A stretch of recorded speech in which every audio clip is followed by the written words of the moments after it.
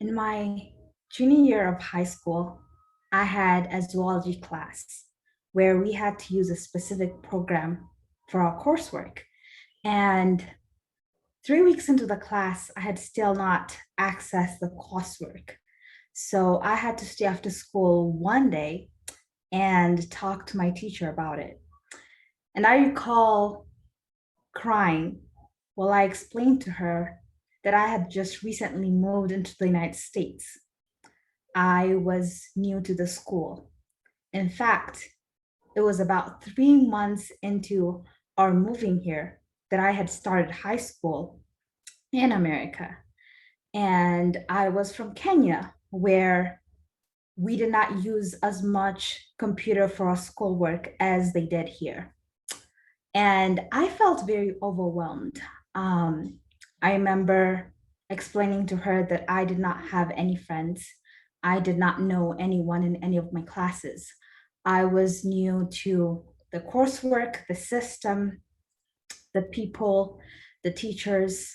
And that was the first time that I had cried in a classroom when I came to the United States. But that was just the beginning. That same year, my junior year, I had a computer class. And now I want you to imagine if I struggled with a computer program, just working on that, using an online version of coursework, then how harder it would have been for me to use a computer to make an app. And in my computer class, a lot of the students seemed like they knew what they were doing. So I had to stay after school, not once, not twice, not just 3 times, but I had to stay after school many days consistently because I did not understand what the teacher was talking about. I had no idea that people in high school could make apps before this. And the whole process of just learning the basics of making an app at that time when everyone else was ahead of me, when it felt like everyone else knew what they were doing, was overwhelming. And my junior year was filled with so many catching up to do. I kept on trying to work extra hard because there was a lot that I did not know. And my senior year was different because senior year is a moment for transition. That's when everyone starts planning what college they will go to, what school they will apply to, what classes they will take, what major they will decide. Um, and I remember there was a lot to do, not just for me, but for other students as well. I never knew what the FAFSA was before this. I did not know about the ACT until my junior and senior year. A lot of the students who were also trying to transition with me into college had probably taken harder classes. They had taken enough AP classes, taken college credit hours, and I had not. I was just an immigrant who recently moved to the United States. And at some point, I had to do my FAFSA. And on the day that I was working on my FAFSA, we had an open library where parents came with their kids, and they were counselors. They're helping everyone out. But with that, they were also volunteers from DMAC. And at that time, a lot of the students seemed to know what they were doing, and their parents were there to help them. My parents were at work. My dad was working, and my mom was working as well. So I sat on a desk by myself, and once in a while, the counselors would pass by me and try to help me out because they knew that I was struggling. Um, the DMAC volunteer was one of the people who decided to actually sit down with me at some point because there were just a lot of questions that I kept asking. And a lot of the students were done with their FAFSA in 10, 20 minutes, but I sat there for over 40 minutes. And immediately after I finished working on my FAFSA, I walked out and went to a restroom. And guess what I did? I cried because I came to the realization that a lot of people had worked their 4 years to this moment, but I was clueless of what I was doing. It felt like I was behind. Everyone else seemed to be more qualified, more informed, more knowledgeable about everything except me.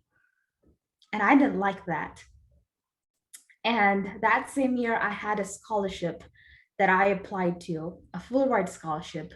And the people who were interviewing me, one of them asked me during the interview, Yabsira, why do you think that you are more qualified than any of the other students here?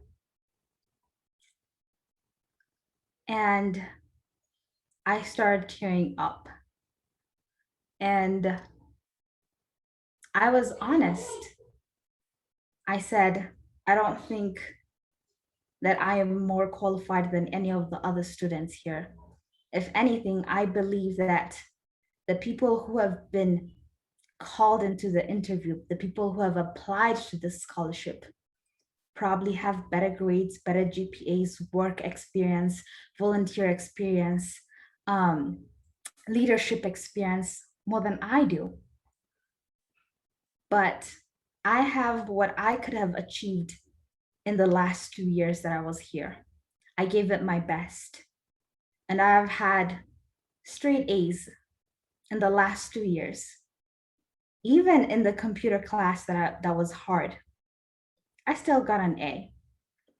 And even in that zoology class that I first cried in, I still got an A. And the reason why I do this, and the reason why I knew that I wanted to go to college, even when it felt like I did not know half of the things that they did. And I felt like I was behind, and I struggled with a lot of imposter syndrome, was because I knew I wanted to pursue my education. The opportunity that was available to me in the United States was way more than I would have ever gained in Kenya or Ethiopia, where I was born. And so I think that after that, I got the Fulbright scholarship. And I'm now in college. I have a job here that I really love. I work part-time as a tutor for math and chemistry. And in all of the last 4 years, they have been moments where I have struggled with imposter syndrome. I've struggled in believing that people have given me opportunities, and I have been in positions because I deserved it, and not because people felt pity for me, and not because um, I'm an immigrant and I'm being given things freely, but because I earned it.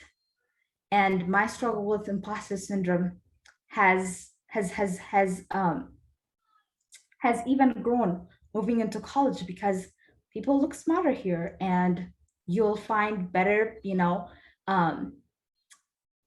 more people who you think are more worthy of the position that they're in than you are. But in all honesty, regardless of that, I think that I have worked and earned for everything that I have got right now. And regardless of what imposter syndrome tells me, regardless of how much I doubt myself, regardless of how overwhelmed I have felt throughout all the steps of my academic career, the truth is, I worked hard for everything that I have right now. And I am very proud of myself. And if there is one thing that I truly believe, is that we should keep chasing our dreams, even if we have to do it while crying. Thank you.